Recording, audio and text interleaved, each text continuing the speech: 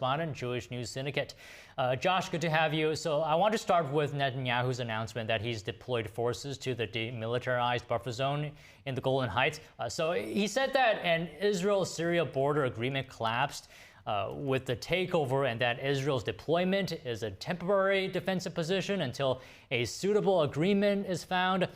So has there been any response to Israel's decision from the Syrian rebels? At this point, I don't think we've seen any response from the Syrian rebels. Let's remember, this is the first time that Israel's entered this buffer zone since 1974. And that's because we don't know the rebels' intentions at this time. It's important to remember that these are wanted terrorists by the U.S. government. Al-Julani and the HTS, these are terrorist organizations. So as much as we are happy that Assad is no longer in power, we have to pay close attention to what's going on there in Syria. That is why you have Israeli tanks, Israeli troops, all the way up on the Syrian side of the Golan, monitoring that buffer zone to make sure the rebels don't make the mistake of trying to strike the state of Israel from their newly controlled territory. So for the Syrians, is forming a transitional government likely to be a smooth process? What might the challenges be? I would say it's going to be a difficult process. I mean, the challenges are there's so many groups. People talk about this one rebel group, but you also have another rebel group supported by Turkey. You have the Kurds involved. You have some even the Iranian elements there in Syria. So I think it's going to be a complicated process. But I think the most important thing to remember, two things. Number one, at the end of the day, these are still terrorists. Their goal as an Islamic caliphate, these are Sunnis opposed to the Shia, like in Iran. But Iran is also a major factor here. They are still striving for nuclear weapons. They've definitely been weakened as a result of Israeli strikes, both against Hezbollah and against Iran itself. But they are the biggest threat to the Middle East. But we cannot keep our eye off these rebels. We have to make sure that they're in line. They say they want a form of government. They need to stick to that, and they should definitely not try to attack the state of Israel. That would be a terrible mistake on their part. And in your view, what will be some of the possible measures to facilitate the return of potentially millions of Syrian refugees?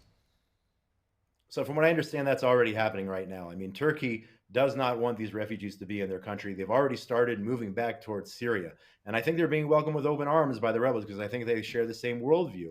Turkey's trying to be a major player, unfortunately, on the wrong side here of history, aligning themselves with these Sunni radical groups. So I don't think it'll be a complicated process because I think it's a win-win for Turkey. I think Syria wants them back. The question is what happens the day after. You were talking about it earlier, how you said that the rebels claim that they're going to let women, for example, wear whatever they'd like. Any group that claims that has to make a public statement saying that we're going to let women wear whatever they like, you should have doubts about that. And the perfect example, unfortunately, is the Taliban in Afghanistan.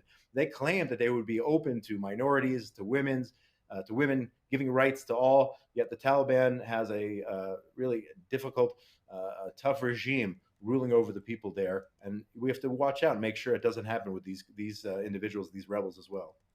And what about Russia and Iran's influence in Syria? Is that going to change with the downfall of the Assad regime? Yeah, I believe so. I mean, their goal was to be a key player in the Middle East.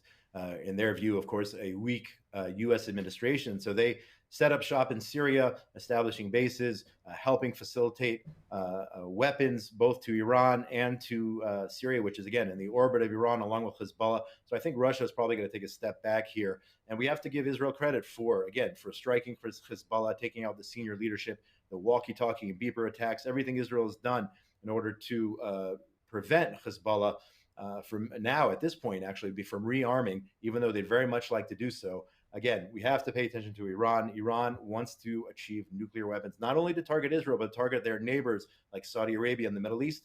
And then at the end of the day, come from the United States. So we cannot fall asleep at the wheel here, both with Iran and both with these rebels who are extremist groups.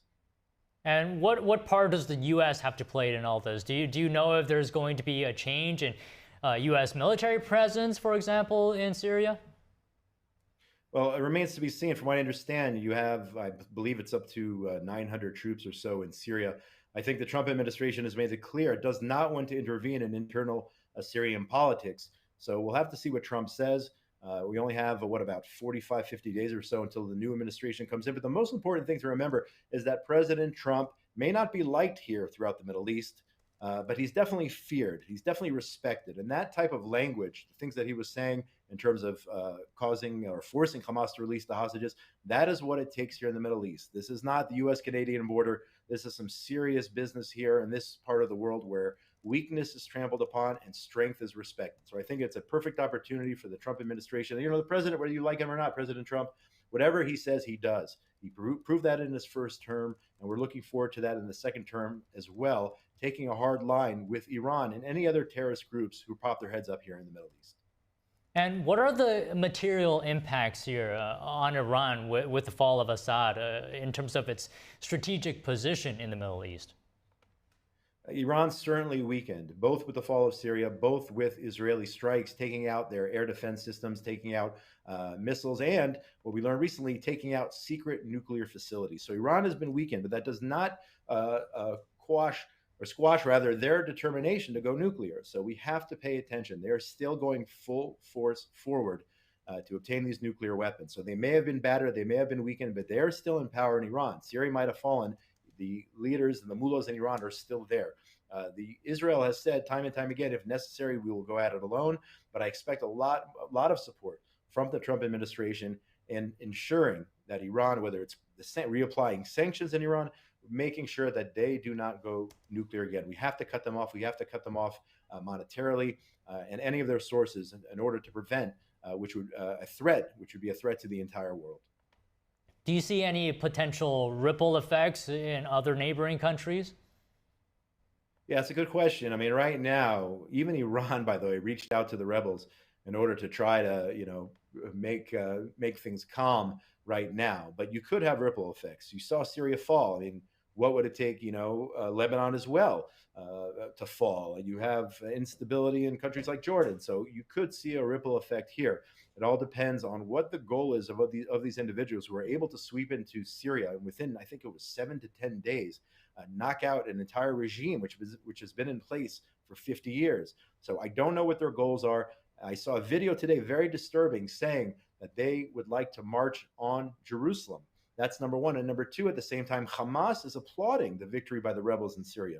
So if Hamas is applauding something, you don't want to be on that side of history. Again, not in any way, shape, or form to give credence to the Assad regime and the horrible atrocities they carried out against their own people for many, many years. But we got to pay attention to what the rebels not only are saying, but what they are doing. All right, Josh, that's our time today. Thank you very much for coming on.